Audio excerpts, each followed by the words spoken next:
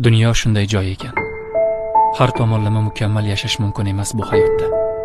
Har doim nimadir kam bo'ladi. Har doim yarim qolgan his-tuyg'ular qurshovida o'zini yo'qotadi inson. Boylik beradi yaratgan. Yoniga bir xastalik qo'shadi. Sog'lik beradi, qashshoqlik zahmatiga yo'liqtiradi. Bu yarim dunyoda butun baxtga erishish mumkin emas.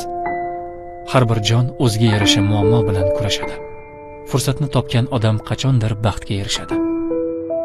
Ehtimol eng muhimi hayotni og'riqlar ichida ham yashay bilishdir. Asosiysi dardga qaramay kula olish. Yurak sanchiqlariga qaramay tabassum qilish.